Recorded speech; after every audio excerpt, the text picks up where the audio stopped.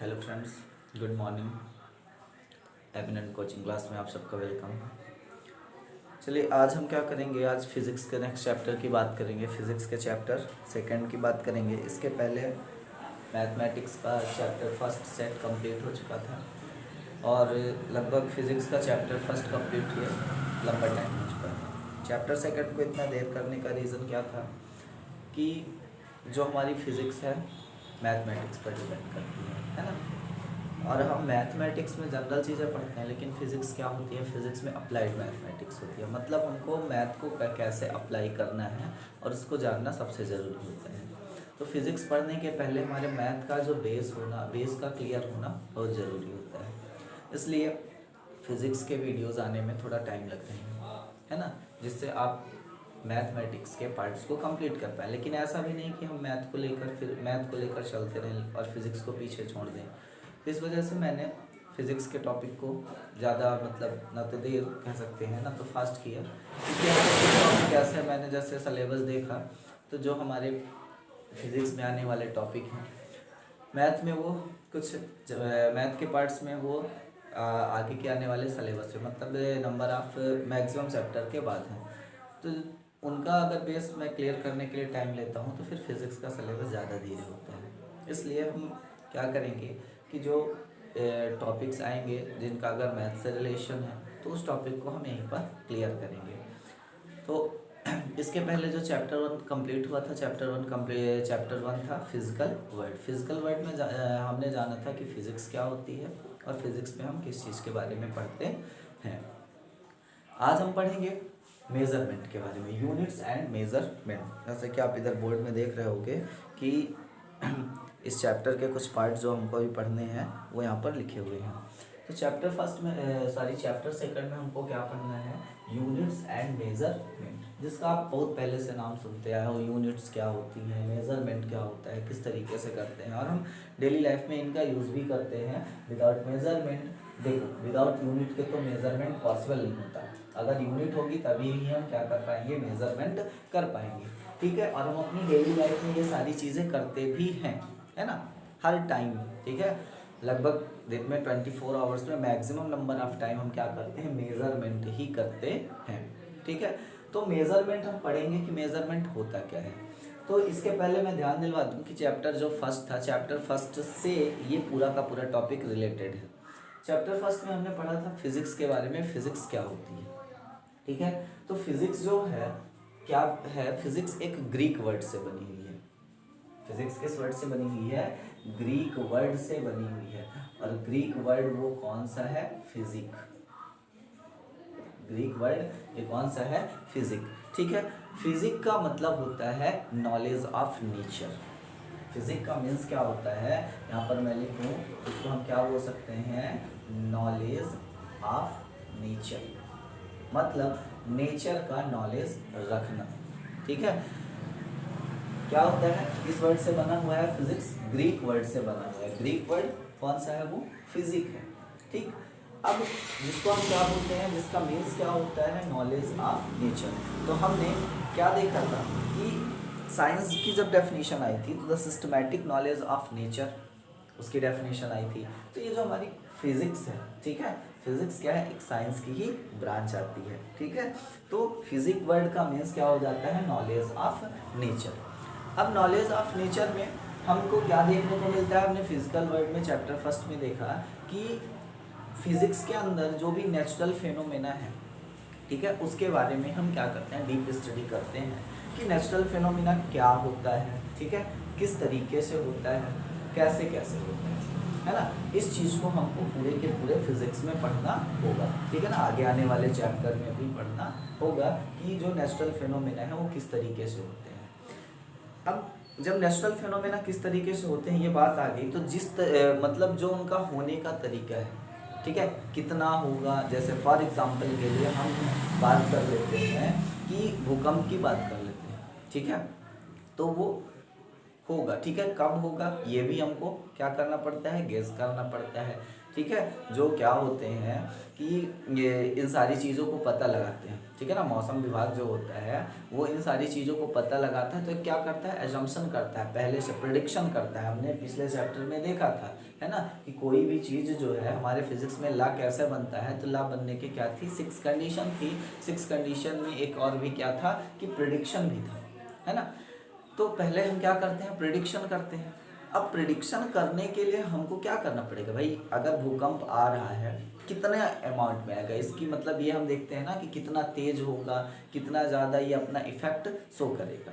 मतलब हम अपना क्या करेंगे उसमें, जो हम एजम्पशन कर रहे हैं उस एजम्पशन में कंपैरिजन भी कर रहे हैं, ठीक है, एक मेजरमेंट कर रहे हैं, ठीक, ये क्या कर रहे हैं, मेजरमेंट कर रहे हैं। तो कहने का मीन्स ये है कि जो भी नेचुरल फेनोमेना, ठीक है, नेचुरल फेनोमेना की घटनाएं घट रही हैं उनको रिप्रेजेंट करने के लिए, ठीक है ना, पब्लिक के सामने रिप्रेजेंट करने के लिए, शो करने के लिए किसकी रिक्वायर पड़ी, मेजरमेंट की रिक्वायर पड़ी, कि हम किसी भी चीज़ को बता सकें कि अगर आज बारिश होने वाली है तो बारिश कैसी होगी, तेज़ी होगी, धीरे होगी, है ना।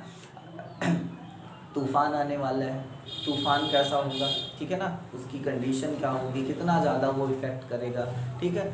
हमारे यूनिवर्स में अगर कुछ घटना घट रही है, ठीक है, तो वहाँ की कंडीशन, अगर जैसे मैंने पिछले चैप्टर में कुछ एस्ट्रॉइड्स के एग्जांपल लिए थे, तो एस्ट्रॉइड्स के एग्जांपल में भी हमने बात की थी कि अगर कोई एस्ट्रॉइड्स आ रहा है तो कैसे आ रहा है, वे ऑफ डायरेक्शन उसका क्या है ना। डायरेक्शन के अलावा फिर उसकी स्पीड क्या है, तो स्पीड के अलावा वो कितने टाइम में यहाँ पर आ जाएगा, टकराने के बाद उसकी टकराने के बाद कितना इफेक्ट हो यहाँ पर क्या करेगा, शो करेगा, है ना, कितना इफेक्ट उसका हमारे अर्थ पर पड़ेगा, या फिर अदरवाइज जिस भी प्लैनेट पे पड़े, जिस भी प्लैनेट से टकराए तो वहाँ पर कितना ज़्यादा इफेक्ट शो करेगा। इन सारी चीज़ों को दिखाने के लिए हमें किसकी रिक्वायरमेंट पड़ी, मेज़रमेंट की, ठीक है। इन सारी चीज़ों को शो करने के लिए हमें किसकी रिक्वायर पड़ी, मेज़रमेंट की रिक्वायरमेंट पड़ी। और विदाउट मेज़रमेंट हम किसी भी चीज़ को बता नहीं सकते थे कि अगर कोई भी चीज़, कोई भी ऑब्जेक्ट, ठीक है, एक स्पीड से आ रहा है तो उस स्पीड को हम एक्सप्रेस कैसे करें, ठीक है, उस स्पीड को हम एक्सप्रेस कैसे करें कि ये क्या है, ठीक है ना, जो आगे की ओर आ रहा है या पीछे की ओर जा रहा है, तो उस चीज़ को हम क्या बोलें। तो उन सारी चीज़ों को जब उन पर एनालिसिस करना स्टार्ट किया गया तो उनको क्या बोला गया, मेज़रमेंट बोला गया। और उसी मेज़रमेंट के थ्रू हमारी लाइफ में कई सारी चीज़ें बहुत ज़्यादा इजी हो चुकी हैं और हम अपने डेली लाइफ में day to day, time to time उसका कम्प्लीटली यूज़ करते हैं और अपनी लाइफ में होने वाली जो भी कंडीशंस हैं उनको समझ पाते हैं और रिप्रेजेंट कर पाते हैं किसी दूसरे के सामने, ठीक है। तो मेजरमेंट क्या होता है हम यहाँ पर देखेंगे कि मेजरमेंट क्या है, the process of measurement is basically a comparison process. ये क्या होती है, एक कंपैरिजन प्रोसेस होती है। मेजरमेंट क्या करना होता है, कंपैरिजन प्रोसेस करना होता है। अभी आप सबको ये कंपैरिजन बताएंगे कि किस तरीके से कंपैरिजन करेंगे। वो कंपैरिजन रियलिटी में होता किसके थ्रू है, यूनिट्स के थ्रू होता है। विदाउट यूनिट आप क्या कर पाओगे, कंपैरिजन नहीं कर पाओगे, ठीक है। तो इसके पहले की भी कुछ चीज़ें अभी लेंगे कि आखिर ये कंपैरिजन हुआ क्यों और कैसे कंपैरिजन किया जाने लगा। तो क्या होता है, measurement is a basically comparison process to measure physical quantity. अच्छा, मेजरमेंट किस में यूज़ किया जाता है, फिजिकल क्वांटिटी के कंपैरिजन में ही किया जाता है। मतलब मेजरमेंट किसका होता है, फिजिकल क्वांटिटी का ही हो सकता है, ठीक। The number thus obtained is known as the magnitude. जब हम क्या करते हैं, कंपैरिजन करते हैं, फॉर एग्जांपल के लिए आपने क्या किया, कोई मेजरमेंट किया। एक हमारे पास मान लीजिए कि ये जो क्या है, पेन है, ठीक है, ये जो पेन है इसकी जो ये लेंथ है वो कितनी है, 10 सेंटीमीटर है, ठीक है। तो हमको जो क्या हुआ, ये हमने लिख दिया कि इसका हमने मेजरमेंट किया, तो ये क्या हुआ, 10 सेंटीमीटर हुआ। तो 10 सेंटीमीटर में क्या बोला, जो नंबर है ये सामने वाला जो ये है, इसको क्या बोला जाता है, ठीक है। This obtained is known as the magnitude, this is magnitude. And after that जो लिखा, जो स्टैंडर्ड चूज किया जाता है, ये पीछे एक ये क्या है, स्टैंडर्ड है, इसको जो चूज किया जाता है इसी को क्या बोला जाता है, यूनिट बोला जाता है। इसको क्या बोला जाएगा, यूनिट बोला जाएगा। तो कहने का मीन्स अब यहाँ पर आप ये बता सकते हो कि मेजरमेंट क्या होता है, एक कंपैरिजन प्रोसेस होती है फिजिकल क्वांटिटी की, जिसमें हम क्या दिखाते हैं कि उस फिजिकल क्वांटिटी का मैग्नीट्यूड दिखाते हैं किसी यूनिट के थ्रू। फिजिकल क्वांटिटी के मैग्नीट्यूड को हम क्या करते हैं, किसी स्टैंडर्ड यूनिट के थ्रू रिप्रेजेंट करते हैं, किसमें, मेजरमेंट में रिप्रेजेंट करते हैं। तो अब बात यहाँ पर ये आई कि हमने क्या किया, कंपैरिजन किया। तो कंपैरिजन करने के लिए बेस क्या लिया। फॉर एग्जांपल जैसे हमको इस चीज़ को मेजरमेंट करना है तो हमारे पास क्या होते हैं, स्केल्स होती हैं, ठीक है ना। स्केल में कई तरीके के होते हैं, जैसे टेप होता है, ठीक है, और आप जो जियोमेट्री बॉक्स में यूज़ करते हो स्केल, वो भी स्केल होती है। तो उनके थ्रू हम क्या कर सकते हैं, इनका मेजरमेंट कर सकते हैं। तो आखिर वही क्यों सेलेक्ट किया गया मेजरमेंट करने के लिए, तो इसके पीछे क्या है, कई सारी हिस्ट्री है ना, जिनको हम आगे आने वाले टॉपिक्स पे पढ़ेंगे। इसके बाद वही सारे टॉपिक हैं। पहले क्या होता था कि मेजरमेंट जो चलता था बड़ा एक अजम्पशन पे चलता था, हम अपने तरीके से मेजरमेंट कर सकते थे, आप अपने तरीके से मेजरमेंट कर सकते थे, ठीक है ना। लोग मतलब पर्सन टू पर्सन मेजरमेंट क्या रहता था, चेंज रहता था, ठीक है। फॉर एग्जांपल हमको क्या करना है, हमने मेजरमेंट किया तो आपने पढ़ा भी था, हाथ से मेजरमेंट करते थे, 9th क्लास में कुछ ये टॉपिक है ना, 9th में। तो हम हाथों से मेजरमेंट करते थे, फिंगर्स जो होते थे उनका यूज़ करके मेजरमेंट करते थे, फुट स्टेप जो होते थे उनका मेजरमेंट करते थे। लेकिन ये एक क्या था, स्टैंडर्ड मेजरमेंट नहीं था। ये क्या था, स्टैंडर्ड मेजरमेंट नहीं था। अब ये स्टैंडर्ड मेजरमेंट क्यों नहीं था, क्योंकि आप खुद जान रहे हो कि अगर हम इस चीज़ को, ये जो आपके सामने डस्टर शो हो रहा है, अगर हम इसको मेजरमेंट करें, हम हाथ से मेजरमेंट करते हैं, तो नो डाउट मेरे हाथ और एक छोटे से बच्चे के हाथ में फ़र्क होगा, ठीक है। तो हमारे हाथ में इसका जो क्या होगा, मेजरमेंट होगा, ठीक है ना। फॉर एग्जांपल के लिए मेरे हाथ में इतना ये मेजरमेंट होगा, ठीक है। अब एक छोटा बच्चा जब मेजरमेंट करेगा तो उसके लिए तो क्या होगा, ज़्यादा होगा, उसके लिए क्या होगा, ज़्यादा होगा। तो वो मेजरमेंट क्या था, पर्सन टू पर्सन वेरी था। मेरे लिए अलग होता था, किसी दूसरे के लिए अलग होता था। मतलब अगर हम बोल रहे हैं कि ये मेरे हाथ में फॉर एग्जांपल के लिए कि इतना है, मैंने किसी के सामने शो कर दिया कि मेरे हाथ में, अगर ठीक है मैं फिंगर से रिप्रेजेंट करूं तो 4, ठीक है ना, देन 4 to 8 to 10, हमने बोला कि 10 फिंगर की के बराबर ये क्या है, इसकी लेंथ है। अब किसी दूसरे पर्सन ने सपोज दैट कि वो मुझसे भी क्या हुआ, बड़ा पर्सन हुआ, हेल्दी हुआ, उसने मेजरमेंट, उसकी फिंगर्स की कंडीशन मेरे फिंगर की कंडीशन से अलग है, तो वो मेजरमेंट किया तो उसने इसकी जो लेंथ शो की, उसने क्या कर दी कि 6, ठीक है ना। फॉर एग्जांपल के लिए क्या होगी, 6 फिंगर की लेंथ, 6 फिंगर के बराबर इसकी लेंथ होगी। तो फिर वहाँ पर किसको सेलेक्ट किया जाएगा, मेरी लेंथ को या उस पर्सन की लेंथ को, ठीक है। तो इस कंडीशन में किसी भी मेजरमेंट को प्रॉपर तरीके से कर पाना पॉसिबल नहीं था, ठीक है ना। मतलब लोग अपने काम के लिए मेजरमेंट कर लेते थे, लेकिन अगर हमें क्या करना हो अपने अलावा किसी दूसरे वर्ग के लिए, ठीक है ना। फॉर एग्जांपल हम जाते हैं किसी दुकान में और हम दुकान में जाके बोलते हैं शॉपकीपर से कि हमको क्या चाहिए, ये जिसको बोलते हैं अपने अगर इंडियन लैंग्वेज में हाथ, ठीक है ना, एक हाथ कपड़ा चाहिए। तो ठीक है, हमारे हाथ में तो इस हाथ की लेंथ कितनी हुई, यहाँ से यहाँ, दिस। लेकिन अगर शॉपकीपर जो है उसका हाथ छोटा है, ठीक है, या फिर मुझसे बड़ा है, तो क्या होगा, वो कपड़ा क्या करेगा, मेरा जो हाथ है इस हाथ की लेंथ से या तो ज़्यादा देगा या तो कम देगा, ठीक है। और बराबर है तो नो डाउट हमको क्या मिल जाएगा, उतना ही मिल जाएगा। तो इस कंडीशन में कंपैरिजन प्रॉपर पॉसिबल नहीं था, ठीक है। अब क्या हुआ, जैसे ग्लोबलाइजेशन की बात हुई, ठीक है। ग्लोबलाइजेशन की बात, एक देश दूसरे देश से क्या करना चाहते थे, व्यापार करना चाहते थे।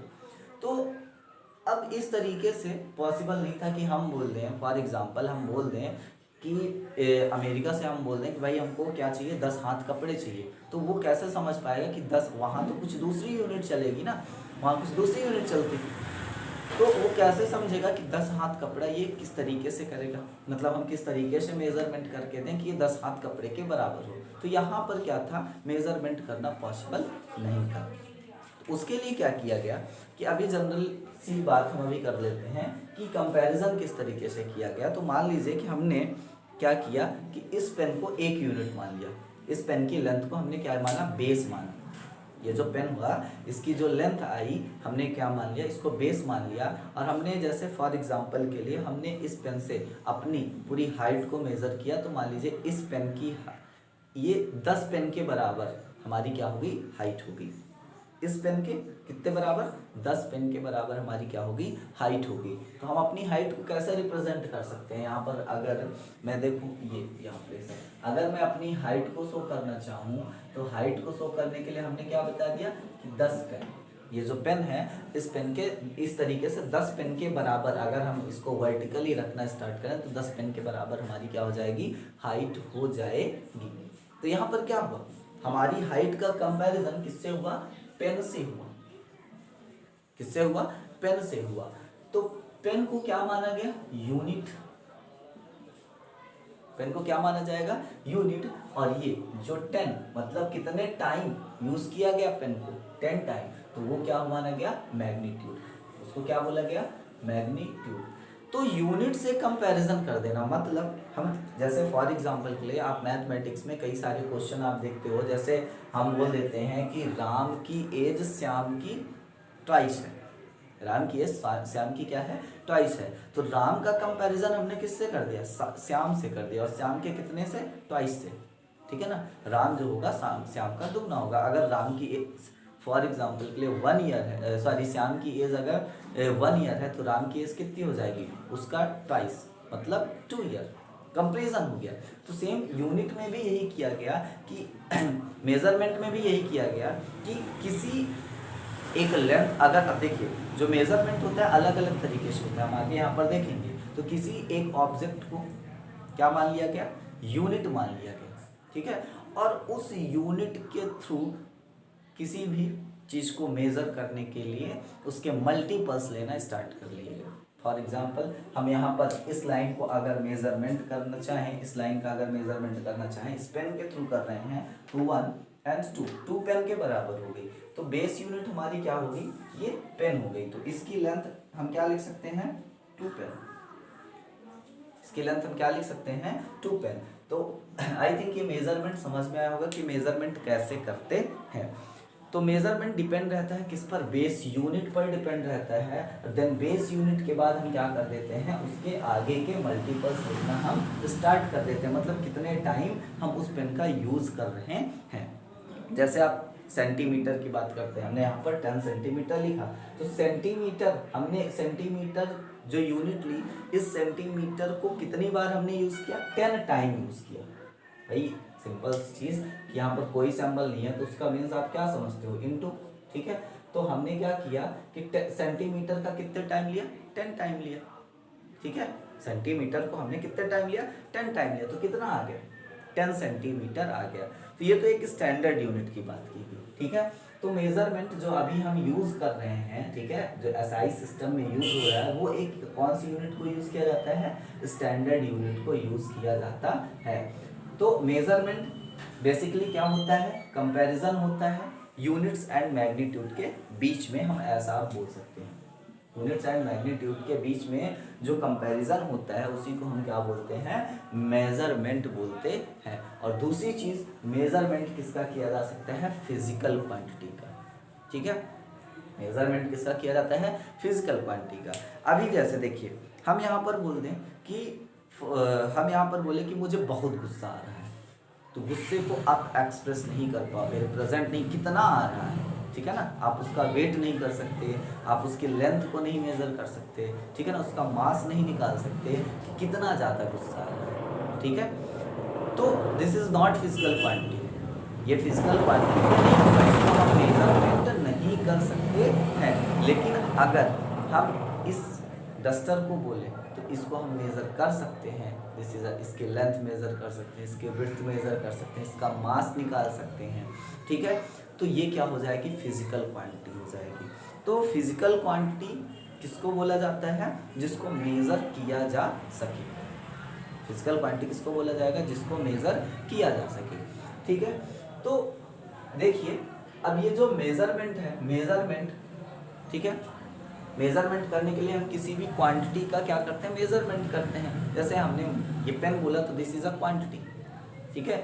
अब इसकी प्रॉपर्टी हम देखिए, मेजरमेंट क्या होता है, किसी ऑब्जेक्ट की एक पर्टिकुलर प्रॉपर्टी को शो करना। हमने इसकी लेंथ को शो किया, तो ये हमने बता दिया कि इस पेन के पास क्या है, लेंथ है।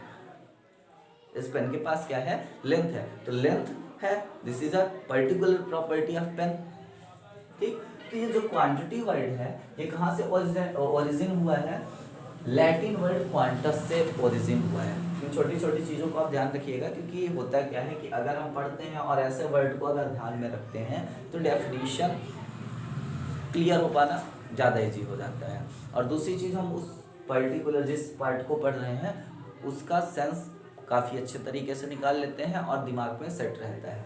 तो अगर हम देखें कि ये जो क्वांटिटी वर्ड है, क्वांटिटी का वर्ड कहाँ से आया है, लैटिन वर्ड क्वांटस से आया है ना। लैटिन वर्ड क्वांटस से आया है। क्वांटस का मीन्स ही होता है हाउ मच, कितना। तो वो हम किसके थ्रू बता सकते हैं, मेजरमेंट के थ्रू। और मेजरमेंट डिपेंड किस पर रहेगा, यूनिट पर डिपेंड रहेगा। यूनिट्स में जब हम यूनिट्स और मैग्नीट्यूड का कंपैरिजन करेंगे तब वहाँ पर क्या हो जाएगा, मेजरमेंट हो जाएगा। तो आप अगर इस वर्ड को क्वांटस को ध्यान रखते हो तो क्वांटस का मीन्स क्या हो जाता है, हाउ मच या हाउ ग्रेट, ठीक है, कितना। तो कितना ये किसके थ्रू बताया जा सकता है, मेजरमेंट के थ्रू बताया जा सकता है। और मेजरमेंट क्या हो जाएगा, जब किसी स्टैंडर्ड यूनिट को बेस मान के हम कंपैरिजन करना स्टार्ट करेंगे तो वही क्या कहला जाएगा, मेजरमेंट कहलाएगा, ठीक है। तो बात आई थी फिजिकल क्वांटिटी। फिजिकल क्वांटिटी क्या होती है, तो मैंने क्या बताया था, जिसको हम मेजर कर सकें उसी को क्या बोलते हैं, फिजिकल क्वांटिटी। तो ये चीज़ आपके सामने लिखी है, फिजिकल क्वांटिटी क्या होती है, क्योंकि बार बार यहाँ पर क्या आया है, फिजिकल क्वांटिटी का वर्ड आया है कि हम मेजर करेंगे तो फिजिकल क्वांटिटी को मेजर करेंगे। तो फिजिकल क्वांटिटी क्या होती है, a quantity which can be measured. कैसी क्वांटिटी, जिसको मेजर किया जा सके, ठीक है, मतलब जिसका कंपैरिजन मेजर किया जा सके। तो measurement is a comparison process, तो हम कंपैरिजन कर सके, ठीक है ना। And expressed in the form of laws, और हम उसको किसी लॉ के थ्रू एक्सप्रेस कर पाए, किसी लॉ के थ्रू क्या कर पाए, एक्सप्रेस कर पाए, उसी को क्या बोला जाता है, फिजिकल क्वांटिटी। जैसे हमने अभी अभी एग्जांपल दिया कि फॉर एग्जांपल के लिए हम यहाँ पर मान लेते हैं कि length of cloth, length of cloth. तो लेंथ ऑफ क्लॉथ को हम मेजर कर सकते हैं और इसको किसी लॉ में रिप्रेजेंट भी कर सकते हैं। हमने मेजर किया तो मान लीजिए क्लॉथ की लेंथ कितनी आई, 5 मीटर। तो इसको हम एक लॉ में हमने रिप्रेजेंट कर दिया कि यूनिट क्या हो गई, मीटर, 1 है ना, यूनिट का मीन्स ही होता है 1, ठीक है। तो यूनिट क्या हो गई, मीटर। 1 मीटर का कितने टाइम, 5 टाइम, ठीक है ना। तो हम बोल सकते हैं कि length of cloth is 5 time of 1 metre. तो ये क्या हो गया, ला हो गया। लेकिन अगर हम बोल दें कि हम क्या है, गुस्सा है, बहुत ज़्यादा गुस्सा है, ठीक है ना, बहुत से बहुत ज़्यादा गुस्सा है, बहुत कम गुस्सा है, तो इसको किसी ला में रिप्रेजेंट नहीं किया जा सकता, किसी ला के थ्रू एक्सप्रेस नहीं किया जा सकता कि कितना गुस्सा है ना। अब बहुत वर्ड, तो बहुत वर्ड में क्या हो जाता है, कोई कितना भी एज्यूम कर सकता है, this is dependent on person, ठीक है। तो वहाँ पर ये क्या होता है, ला पे रिप्रेजेंट नहीं होता, तो उसको हम फिजिकल क्वांटिटी नहीं बोलेंगे। तो फिजिकल क्वांटिटी क्या होती है, जिसको हम मेजर कर सकें और मेजर करके उसे किसी ला के थ्रू रिप्रेजेंट कर पाए। केवल इतना बस आप नहीं लिखोगे, ठीक है, कि हम उसको क्या कर सकें, मेजर कर सकें। एक स्टैंडर्ड डेफिनेशन बनाने के लिए हम इसको ये भी लिख लेंगे कि उसको किसी ला में रिप्रेजेंट कर दें, क्योंकि अगर ये हम कंपैरिजन कर रहे हैं तो इस कंपैरिजन को हम क्लॉथ का कंपैरिजन उसकी लेंथ से कर रहे हैं, तो अब ये इसकी एक पर्टिकुलर प्रॉपर्टी हो गई, एक प्रॉपर्टी, तो अब इसको हम किसी दूसरी प्रॉपर्टी के थ्रू रिप्रेजेंट नहीं कर सकते, तो ये क्या हो जाएगा, एक ला ही कहलाएगा, ठीक है। तो जैसे हम उसको किसी लॉ में रिप्रेजेंट कर रहे हैं, तो एग्जांपल के लिए हमने क्या बोल दिया कि लेंथ ऑफ क्लॉथ क्या है, 5 time of 1 metre, 5 time of 1 metre, तो ये क्या हो जाएगा, एक लॉ हो जाएगा। लेकिन अगर हम यहाँ पर शो करें कुछ ऐसी चीज़ों को जिनको हम मेजर नहीं कर सकते, जैसे हैप्पीनेस, इसको हम मेजरमेंट, इसका मेजरमेंट नहीं कर सकते कितना ज़्यादा खुश है, 1 सेंटीमीटर, 2 सेंटीमीटर, 5 सेंटीमीटर, है ना। तो ये क्या होगा, ये मेजरमेंट नहीं होगा, बिकॉज इसकी लेंथ नहीं होती, इसकी विड्थ नहीं होती, इसका मास नहीं होता, ये एक फीलिंग होती है, ठीक है ना। और फीलिंग को मेजरमेंट नहीं किया जा सकता, है ना, कि फीलिंग का मेजरमेंट नहीं किया जा सकता। अगर हम बोले सैडनेस, कितना ज़्यादा दुखी हो, बहुत ज़्यादा या बहुत कम, ठीक है, तो इसका भी मेजरमेंट नहीं किया जा सकता, ठीक है। तो ये सारी चीज़ें फिजिकल क्वांटिटी के अंदर नहीं आएंगी। फिजिकल क्वांटिटी के अंदर वही चीज़ें आएंगी जिनका मेजरमेंट किया जा सकता है। आई होप ये सारी चीज़ें आपको समझ में आई होंगी कि मेजरमेंट क्या होता है, मेजरमेंट किस पर डिपेंड होता है, आया कहाँ से, ठीक है। तो बेसिकली जो मेजरमेंट की रिक्वायरमेंट हुई, तो आप ये समझ लो कि नेचर में जो घटनाएं घट रही हैं उसको रिप्रेजेंट करने के लिए, समझाने के लिए मेजरमेंट की ज़रूरत पड़ी। और दूसरी चीज़, जब ग्लोबलाइजेशन की बारी आई, तो ग्लोबलाइजेशन की बारी में व्यापार में क्या होता था कि अगर हमको कुछ भी चीज़ परचेस करना है, एक देश को दूसरे देश से कुछ चीज़ खरीदना है या भेजना है यहाँ से, तो सबसे बड़ी प्रॉब्लम वहाँ होती थी, क्योंकि पहले का सिस्टम क्या था, पहले सारी कंट्री या फिर प्लेस टू प्लेस क्या अपने मेजरमेंट का तरीका लोग अपनाते थे, लेकिन वो हर जगह स्टैंडर्ड, मतलब पूरी जगह वो एक्सेप्टेबल नहीं था। अगर ठीक है, हमने फुट स्टेप को अपने इंडिया में एक्सेप्ट किया कि फुट स्टेप हमारे यहाँ क्या है कि एक्सेप्टेबल है, हम किसी भी डिस्टेंस को फुट स्टेप से मेज़र कर लेंगे, तो वो इतना होगा, ठीक है। मान लीजिए कि 2 पॉइंट के बीच के डिस्टेंस को हमने 10 फुट स्टेप के बराबर माना, हमने 2 पॉइंट मान लिया। यहाँ पर अगर मैं शो करूँ तो आई थिंक यहाँ दिख जाएगा, ठीक। तो ये मैंने एक पॉइंट ए माना और ये मैंने एक पॉइंट बी माना, और इसके बीच की डिस्टेंस को हमने 10 फुट स्टेप बोल दिया, ठीक है। तो अब जरूरी नहीं कि दूसरी कंट्री में अगर हम सेम इतनी ही डिस्टेंस को दूसरी कंट्री में मेजर करने की बात करें, तो जरूरी नहीं कि वहाँ भी वो क्या होगा 10 फुट स्टेप के बराबर होगा। तो फिर वहाँ पर व्यापार में क्या हो सकती है, प्रॉब्लम हो सकती है, मतलब व्यापार पॉसिबल नहीं हो सकता। तो व्यापार के लिए एक पर्टिकुलर लैंग्वेज की रिक्वायरमेंट होती है ना।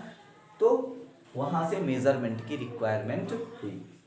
अब मेजरमेंट की रिक्वायरमेंट में सबसे बड़ी चीज़ होती है यूनिट होती है, और यूनिट क्या कहलाती है, यूनिट कैसे आई, ठीक है, और यूनिट के पीछे क्या क्या चीज़ लॉजिक है, आगे हम उसको देखेंगे। चलिए, तो मेजरमेंट के बाद नेक्स्ट हमारा टॉपिक होता है क्या, यूनिट। क्योंकि हमने अभी जस्ट पढ़ा कि मेजरमेंट जो डिपेंड करता है वो किस पर डिपेंड करेगा, यूनिट पर डिपेंड करेगा। यूनिट्स के थ्रू मतलब बेस जो होगा उसको हम कुछ मान के कंपैरिजन करेंगे, तब तो मेजरमेंट किया जाना कर पाना पॉसिबल होगा। तो उसका बेस क्या होता था, यूनिट होता था, कि यूनिट के थ्रू जब कंपैरिजन करना स्टार्ट करेंगे तभी वो क्या कर पाए, तभी हम क्या कर पाएंगे, मेजरमेंट कर पाएंगे। तो बात करते हैं यूनिट क्या होती है, ठीक है ना। तो यूनिट हम जिसे बेस मानकर मेज़र करना स्टार्ट करेंगे उसे ही क्या बोला जाएगा, यूनिट बोला जाएगा, ठीक है। लेकिन उसकी कंडीशन ये होगी कि वो एक्सेप्टेबल हो, ठीक है। ऐसा नहीं कि हमने क्या किया, जैसे हमने एग्जांपल इस पेन का लिया था, तो ऐसा नहीं कि हमने इसका क्या माना, बेस ये मान लिया, पेन मान लिया, तो बेस पेन मान लिया, तो ये तो हमने एक्सेप्ट कर लिया, लेकिन किसी और ने एक्सेप्ट किया या नहीं किया। अभी हम क्या करते हैं कि एक नेशनल लेवल की बात करते हैं, इंटरनेशनली बात नहीं कर रहे हैं, ठीक है ना, क्योंकि इंटरनेशनली बात करने के लिए फिर सिस्टम ऑफ यूनिट जो आगे का टॉपिक है वो होगा, तो उसमें हम बात करेंगे। तो हमने जैसे कि इस पेन को बेस माना, तो ज़रूरी नहीं कि इस पेन को सब बेस मानकर मेजरमेंट करना स्टार्ट कर दें, ठीक है। तो यूनिट क्या होती है, यूनिट यहाँ पर मैंने जैसे लिखा डेफिनेशन क्या है कि the unit of physical quantity is an arbitrarily chosen standard which is widely accepted by society, ठीक है। कि यूनिट क्या होगी, किसी भी फिजिकल क्वांटिटी की यूनिट क्या, यूनिट किसको हम कह सकेंगे, जिसको क्या किया जाए, एक्सेप्ट किया जा सके, किसी सोसाइटी के द्वारा या फिर किसी कंट्री के द्वारा उसको एक्सेप्ट किया जा सके, and in terms which other quantities of similar nature में बी मेजर्ड, और उसी यूनिट के द्वारा हम किसी सिमिलर नेचर के ऑब्जेक्ट को या किसी सिमिलर नेचर वाली प्रॉपर्टी को मेज़र कर पाएँ, उसे ही क्या बोला जाएगा, यूनिट बोला जाएगा, ठीक है ना। यूनिट किसको बोलेंगे? जो एक्सेप्टेबल, ठीक है, और एक्सेप्टेबल होने के साथ साथ हम सेम नेचर की दूसरे ऑब्जेक्ट को भी या सेम नेचर के दूसरे ऑब्जेक्ट की किसी अदर प्रॉपर्टी को मेजर कर सके, उसे ही क्या बोला जाएगा? यूनिट बोला जाएगा। तो यहाँ पर आप इस चीज को समझिएगा कि and in terms which other quantities of similar nature में बी मेजर्ड, ये क्या बोला है? जैसे फॉर एग्जांपल के लिए हमने क्या किया कि हमारे पास एक यूनिट थी सेंटीमीटर, एक यूनिट क्या थी? सेंटीमीटर। अब हमने एक ऑब्जेक्ट लिया, जैसे ये हमने ऑब्जेक्ट लिया, इसकी ये लेंथ, ये इसकी कौन सी प्रॉपर्टी होगी? लेंथ वाली प्रॉपर्टी होगी, मतलब इसके पास क्या है? लेंथ है। देन अगर हम इधर जाएं तो इसके पास ये वाली प्रॉपर्टी आई, ठीक है, विड्थ की आई। फिर अगर हम यहाँ पर ये देखें तो ये इसकी क्या होगी? हाइट होगी, ठीक। तो तीन अलग अलग इसके पास प्रॉपर्टी है, लेकिन तीनों को हम मेजर कैसे कर लेते हैं? एक यूनिट के थ्रू, सेंटीमीटर के थ्रू कर लेते हैं। एक जैसे आपके पास कोई क्यूबाइड रखा है, क्यूबाइड का अगर डायमेंशन दिया है 10 centimetre by 5 centimetre by 5 centimetre, तो लेंथ, विड्थ और हाइट उसकी हमने मेजर की, तीनों की यूनिट आपने क्या देखी? सेम देखी, ठीक है। तो यूनिट, अब देखिए जैसे हमने सेंटीमीटर लिया तो सेंटीमीटर से इसको हमने मेजर कर लिया, ये लेंथ इसकी हो गई, ठीक। लेकिन जब हमने देखा कि इसके पास एक अदर प्रॉपर्टी है, ये ब्रेड्थ भी है, तो अब इसको ब्रेड्थ को कैसे मेजर करें? ब्रेड्थ को हम कैसे मेजर करें और कैसे किसी के सामने हम इसकी नेक्स्ट प्रॉपर्टी ब्रेड्थ को एक्सप्रेस करें? तो हमने देखा कि उसी से सेंटीमीटर के थ्रू भी यहाँ पर 2 पॉइंट है और 2 पॉइंट के बीच की हम क्या निकाल ले रहे हैं? डिस्टेंस निकाल ले रहे हैं, जो क्या कहला रही है? लेंथ कहला रही है, और हम मेजर करके बता सकते हैं। तो इसलिए वो क्या बन गई? यूनिट बन गई, ठीक है। अच्छा, ये तो इंटरनेशनल एक्सेप्टेबल है।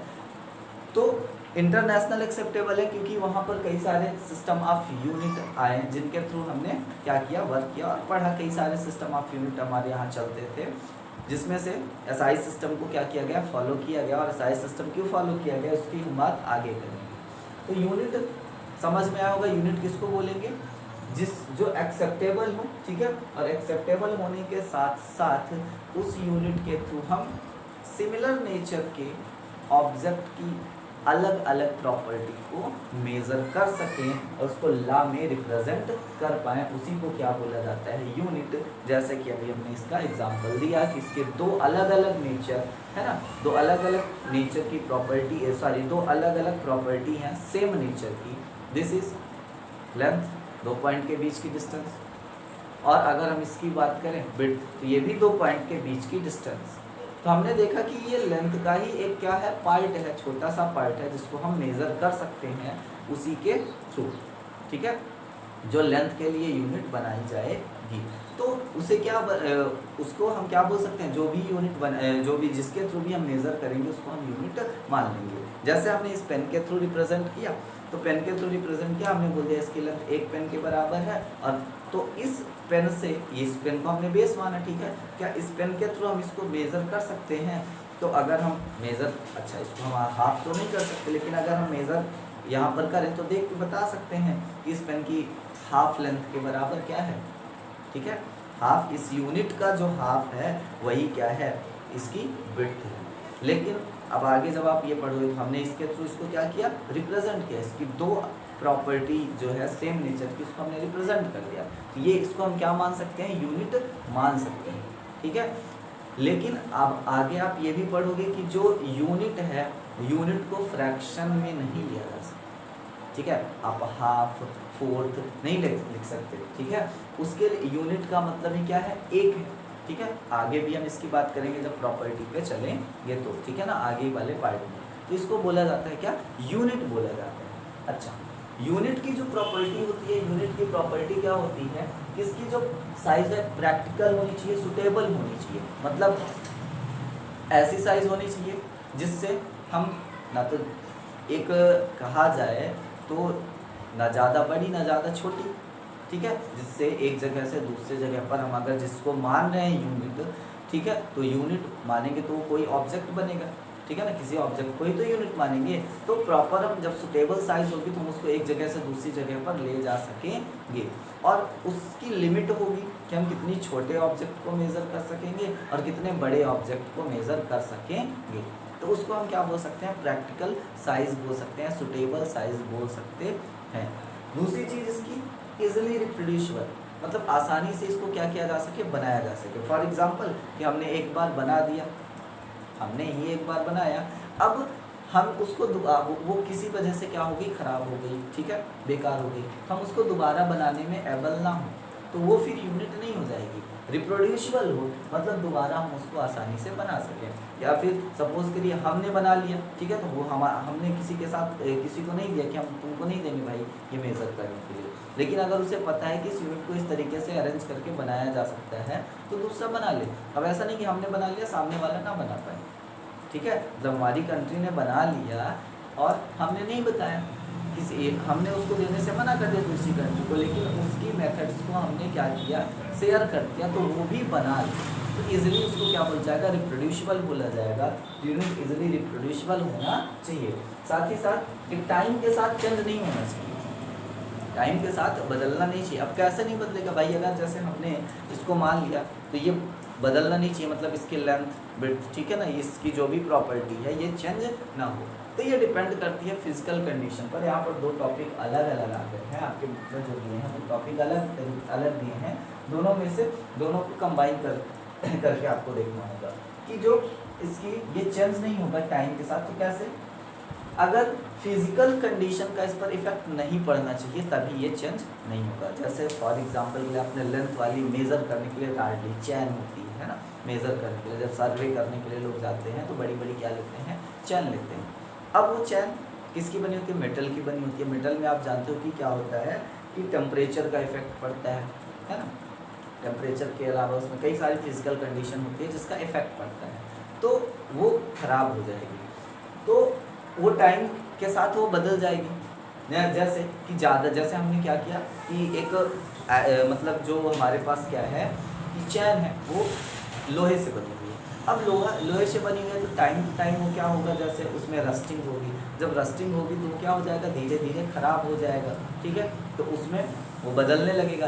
दूसरी चीज़ क्या होता है, जैसे जैसे टेम्परेचर बढ़ता है तो वो क्या करता है, एक्सटेंड करता है, टेम्परेचर डिक्रीज़ होता है तो वो कंप्रेस होना स्टार्ट करता है। तो ये सारी चीज़ें क्या करेंगी, उसको बदल देंगी। और जब बदलेंगी भाई मेज़रमेंट, अब हमने उस चैन से मान लो मेज़र किया, चैन से हमने इतनी लेंथ मेज़र की, तो हमने देखा कि चैन में ये लेंथ मान लीजिए कि कितनी थी, एक चैन के बराबर थी, चैन एक चैन के बराबर थी। अब हमने इसको जिस टेम्परेचर पर मेज़र किया उसमें उस टेम्परेचर पर एक चैन के बराबर थी। अब हमने कुछ टाइम बाद टेम्परेचर ज़्यादा था, हमने उस टाइम पे मेज़र किया, हमने देखा कि हमारी जो हमने उस टाइम पे जब इसको मेज़र किया भाई ये छोटी दिख रही, तो वो मेज़रमेंट तो बदल गया ना। उस टाइम पे एक चैन था, अब यहाँ पर छोटी है, वो एक चैन से छोटी है, मतलब से वो है कि चैन क्या किया, बढ़ गया। तो ये क्या होता है, फिजिकल कंडीशन का इफेक्ट पड़ता है। तो फिजिकल कंडीशन का भी इफेक्ट नहीं पड़ना चाहिए, तभी हम उसको क्या मान सकते हैं, यूनिट मान सकते हैं। तो मतलब यूनिट बनने के लिए जिसको भी हम यूनिट बनाएंगे उसके पास इतनी प्रॉपर्टी होनी चाहिए, तभी वो क्या हो पाएगा, यूनिट बन पाएगा, ठीक है। और सबसे बड़ी चीज़ वो क्या होनी चाहिए, एक्सेप्टेबल होनी चाहिए। और एक्सेप्टेबल तभी होगी जब वो इन सारी कंडीशन को क्या करेगा, फॉलो करेगा।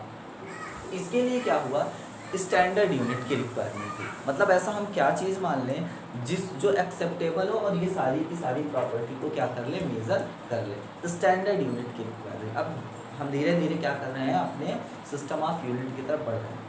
अभी ये क्या है, इस चैप्टर में आधा पार्ट थ्योरेटिकल है, देन आधे के बाद फिर क्या होता है, न्यूमेरिकल स्टार्ट होता है। नो डाउट अभी स्टार्टिंग में बोरिंग होगा, बड़ी थ्योरी है ना, फिर भी मैं उससे क्या किया हूँ कि कुछ अलग करके पार्ट ज़्यादा थ्योरी से नहीं, जो उसके मेन पार्ट है उसको निकाल रहा हूँ।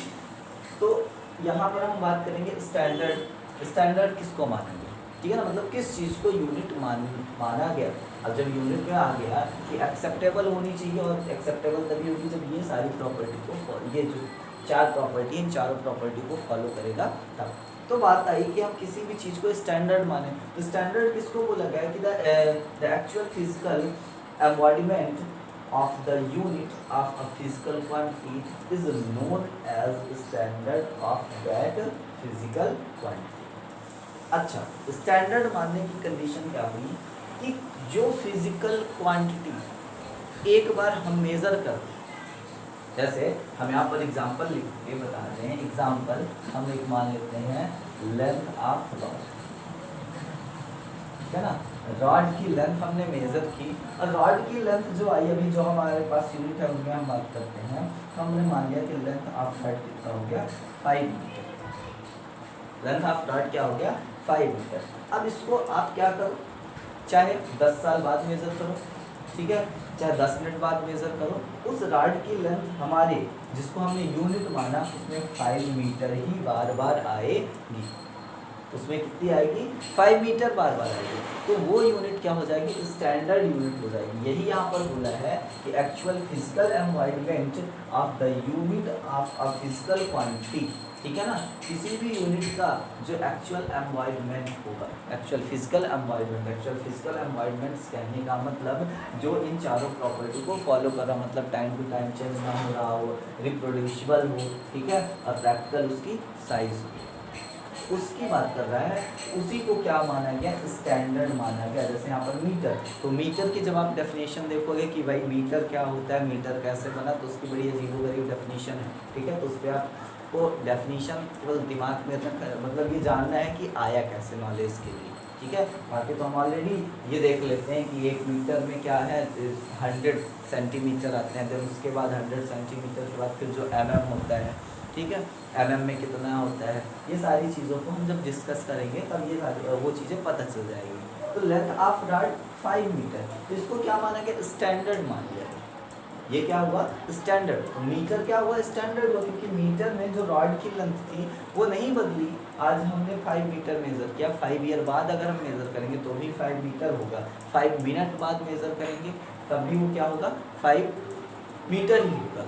तो उसको क्या माना जाएगा, स्टैंडर्ड माना जाएगा। और यहाँ पर आपने देखा लिखा जब मेजरमेंट में जो न्यूमरल वैल्यू होगी वो क्या शो करेगी, मैग्नीट्यूड शो करेगी, और जो पीछे ये लिखा होगा ये क्या होगा, यूनिट होगी, और ये जो यूनिट होगी ये क्या होगी, स्टैंडर्ड यूनिट।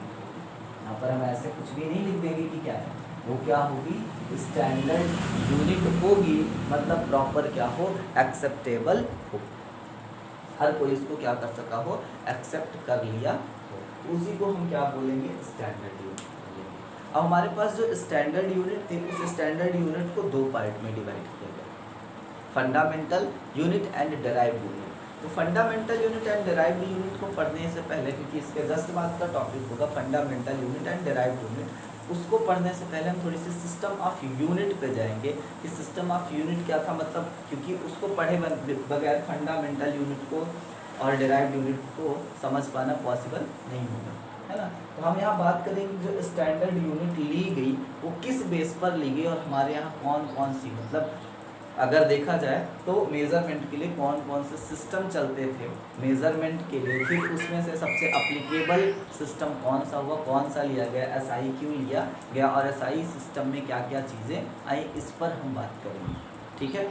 तो सबसे इसके पहले हम क्या देखेंगे, system of unit. Then system of unit के बाद हमारा क्या होगा, टॉपिक होगा वो होगा fundamental unit and derived unit, fundamental standard unit and derived standard unit की बात करेंगे। चलिए तो बात करते हैं, आप सिस्टम ऑफ यूनिट की बात करते हैं कि हमारे यहाँ जैसे कि भी मैंने यूनिट और स्टैंडर्ड के बाद मैंने बताया कि क्या है, अगला टॉपिक है स्टैंडर्ड। जो स्टैंडर्ड यूनिट कितने टाइप की हुई है ना, fundamental standard unit and derived fundamental unit, 2 part में इसको डिवाइड किया गया। तो हम इसके पहले हम सिस्टम ऑफ यूनिट पर बात करेंगे, क्योंकि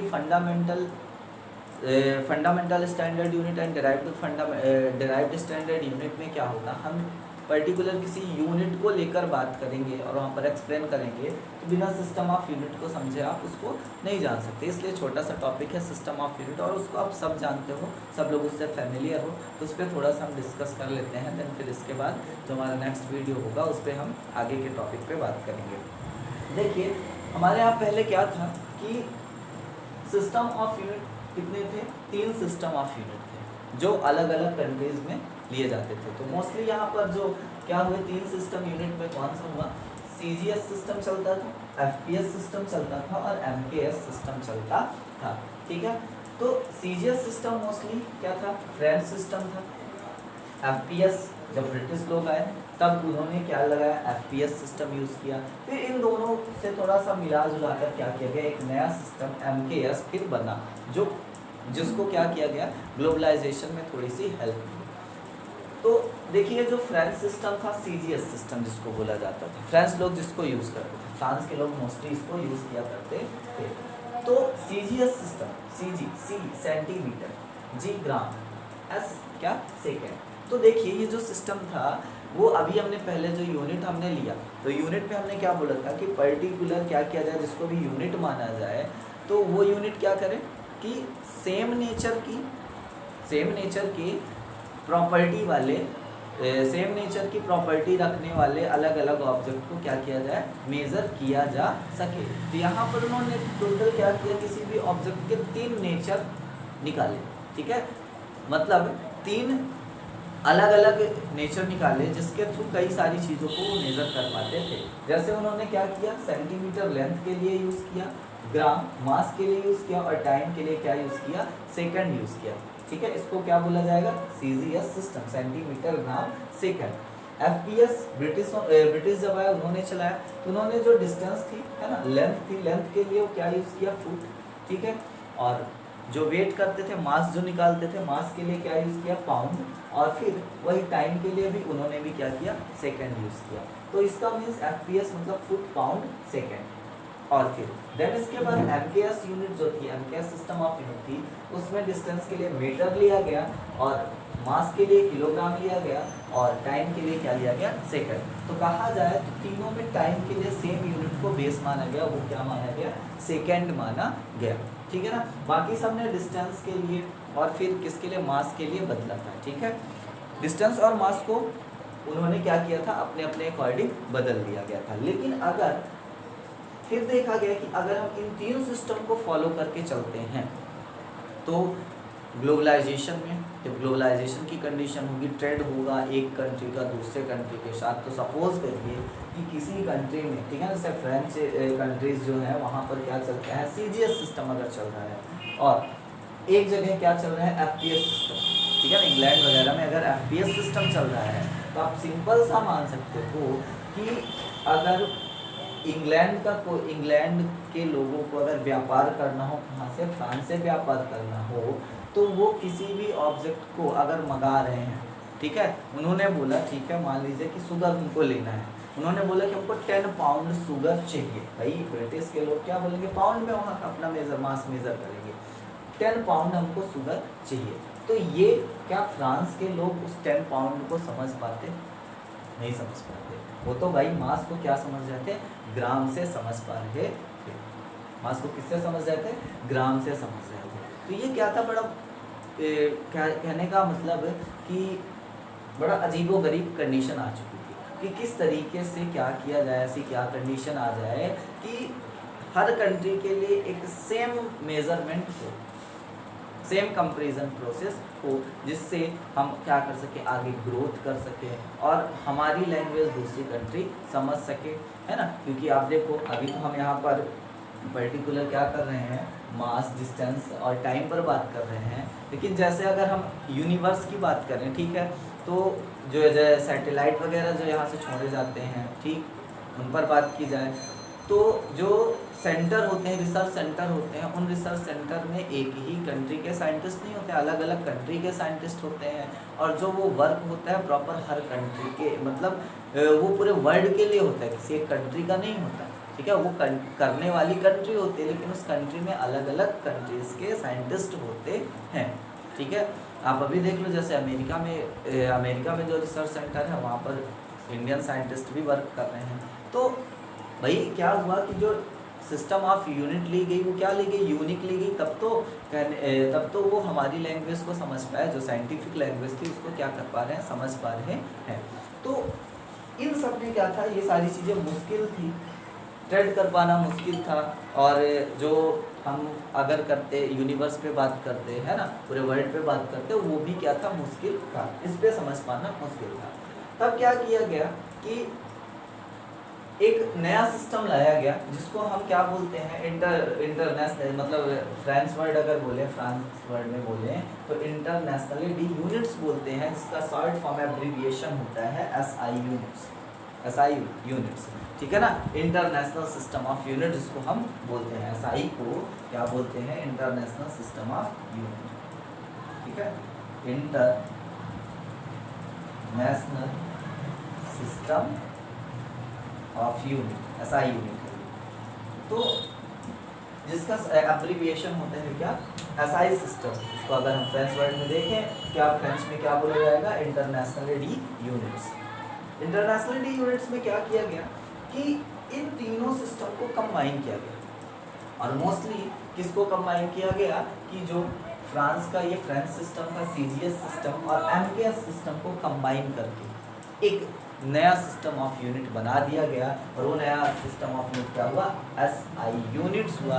इस SI यूनिट्स में क्या किए गए कि मेजरमेंट के लिए अलग अलग यूनिट को सेलेक्ट किया गया, जो CGS सिस्टम से बिलोंग करती थी और MKS सिस्टम से बिलोंग करती थी, जैसे लेंथ, मास, टाइम, इलेक्ट्रिक करंट्स, और जैसे थर्मोडायनेमिक्स, टेम्परेचर, इन सबको हम क्या कर पाते थे, बड़े इजीली तरीके से मेज़र करते थे, और हम भी समझते थे, दूसरी कंट्री के लोग भी समझते थे।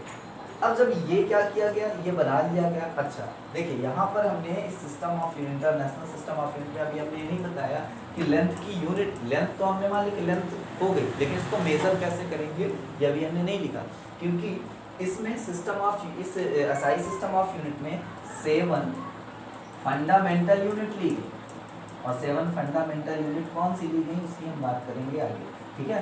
7 फंडामेंटल यूनिट और 2 ली गई सप्लीमेंट्री यूनिट। खैर ये सप्लीमेंट्री यूनिट 1995 में एक क्या हुआ, 1995 में एक मीटिंग के ड्यूरेशन के बाद ये सप्लीमेंट्री यूनिट को भी फंडामेंटल यूनिट में ही क्या कर दिया गया, रख दिया गया, हटा दिया गया।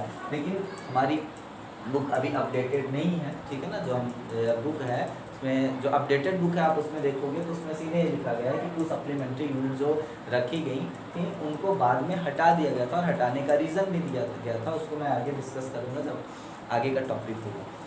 तो यहाँ पर 7 जो SI सिस्टम है उसमें से 7 फंडामेंटल यूनिट निकाली गई, ठीक है ना। उसमें 7 फंडामेंटल यूनिट हुई और प्लस 2 सप्लीमेंट्री यूनिट हुई, जो किससे, CGS system and MKS system को मिलाकर बनाई गई। अब इन यूनिट्स को बना दिया गया, भाई इनकी देख रेख कौन करेगा, और ये मतलब इसका जो हेड होगा कौन होगा, और इस पे अगर कोई चेंजेस आते हैं तो क्या होंगे, अगर हमको कुछ चेंज करना है, चेंज करने की रिक्वायरमेंट तो कैसे होगी, इंटरनेशनली ये अब वर्क होने लगा। तो उसके लिए क्या किया गया, इसका हेडक्वार्टर बनाया गया, कहाँ, फ्रांस में बनाया गया, और उसकी देख रेख के लिए एक देख रेख कहाँ की जाए, देख रेख कौन करता है, देख रेख के लिए एक अगर हम बोल सकते हैं तो डिपार्टमेंट बनाया गया, जिस डिपार्टमेंट को बोलते हैं general conference on weights and measure बोलते हैं, और इसका हेडक्वार्टर कहाँ है, फ्रांस में है। तो आई होप ये समझ में आया होगा। अभी थ्योरेटिकल पार्ट है, अब आगे हम जब बात करेंगे मेजरमेंट में तो एंगल के मेजरमेंट पे बात करेंगे, जहाँ कुछ न्यूमेरिकल क्वेश्चन भी करेंगे, और डिस्टेंस में हम छोटी डिस्टेंस और बड़ी डिस्टेंस को कैसे मेजरमेंट करेंगे। बड़ी डिस्टेंस जैसे कहने का मतलब आप यूनिवर्स में एक प्लैनेट से दूसरे प्लैनेट्स के बीच की डिस्टेंस को कैसे मेजरमेंट करोगे, अर्थ में रहकर चंद्रमा तक की दूरी को कैसे मेज़र कर सकते हैं, किस तरीके से, इन सारी चीज़ों की हम बात करेंगे, ठीक है। आई होप ये वीडियो समझ में आया होगा। अब थैंक यू।